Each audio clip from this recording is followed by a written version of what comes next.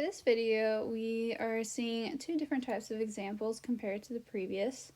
I'm still wanting to solve for x, but here I see that my squared term, instead of just being x squared, it's x plus 3 squared.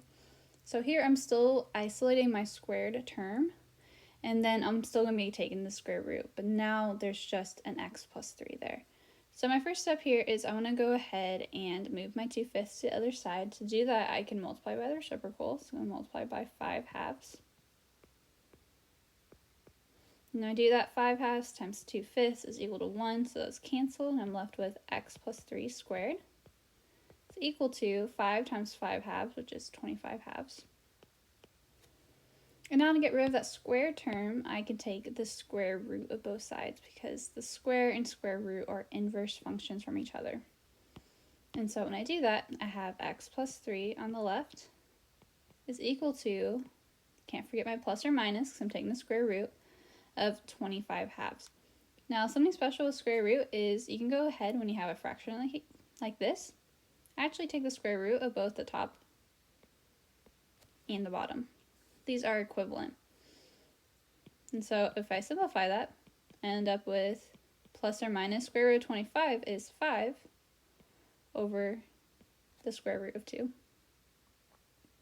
And then we actually need to do something called rationalizing the denominator. And to rationalize the denominator, I need to make sure I don't have a radical in my denominator. So to get rid of that, I'm just going to multiply top and bottom by the square root of 2. And so I have x plus 3 is equal to plus or minus 5 square root of 2 over square root of 2 times the square root of 2 is just equal to the square root of 4, which is equal to 2. So I end up with 2 on the bottom. And then lastly, I need to subtract 3 from both sides. And so when I do that, I get that x is equal to negative 3 plus or minus 5 square root of 2 over 2.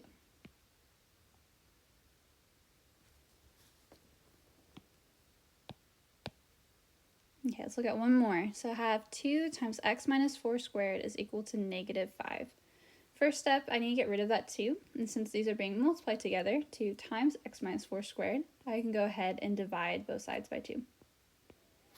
And so I have x minus 4 squared is equal to negative 5/2. Now to get rid of that square, I can go ahead and take the square root from both sides. And so I am left with x minus 4 is equal to the square root of negative 5/2. Remember, when we're taking the square root of a negative, I really need to take out an I. So I'm going to have plus or minus I times the square root of 5/2. Now that square root can't be simplified any further, so I'm going to leave it just like that. And then to move that negative 4, I'm just going to add 4 to both sides. And so I'm left with x is equal to 4 plus or minus I square root of 5/2.